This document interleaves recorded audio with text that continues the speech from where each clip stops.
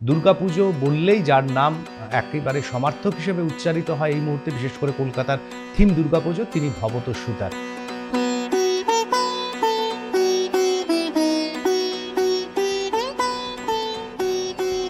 তেলিপুকুর যুব সংঘ সেখানে এবার ভবতোষ সুতার পুজো করছে।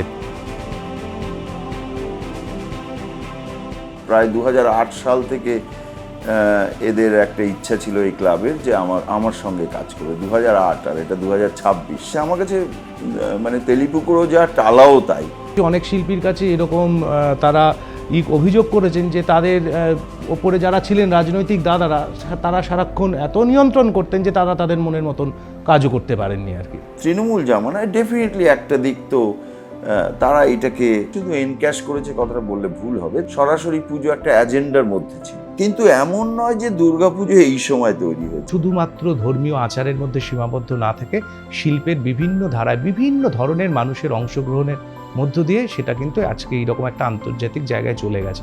যে এই যে রাস্তায় দেবী নেমে আসছে, সেটার মধ্যেই তো একটা গণতান্ত্রিক তৈরি হচ্ছে। কিন্তু কম্পিটিশন থাকতে হবে দুর্গাপুজো। পেইন্টস, এশিয়ান পেইন্টস যারা আজকে মানে অনেকে বলে না এটা রং কোম্পানি, এসব বলে, আমি বলি না, একদম 100 কোটি টাকার একটা বাজেট দেওয়া হয়, তাহলে কি শিল্পী এমন একটা পুজো করবেন যা গোটা পৃথিবীতে তাক লাগিয়ে দেবে, মানে বিস্ময় তৈরি করতে পারে?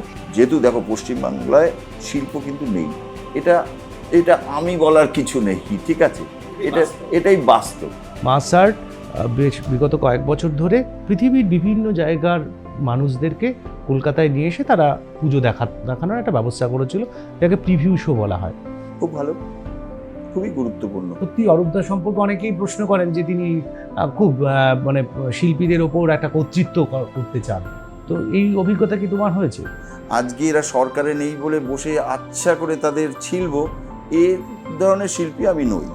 কিন্তু অরূপদা হয়তো সেটা বুঝতো আমার ব্যাপারটা, আমাকে কিন্তু অরূপদা অন্যভাবে ট্রিট করতো। কিন্তু অরূপদা সম্পর্কে যে কথাগুলো বলা হচ্ছে সেগুলো যে খুব ভুল কথা এমন নয়। রূপ ধরে চলো মণিপুরে, সেথায় আছে এক মহাজন, পুরুষ রতন, ও তারে দেখলে জিয়ন্তে রইবি মোরে, মন চলো রূপের নগরে,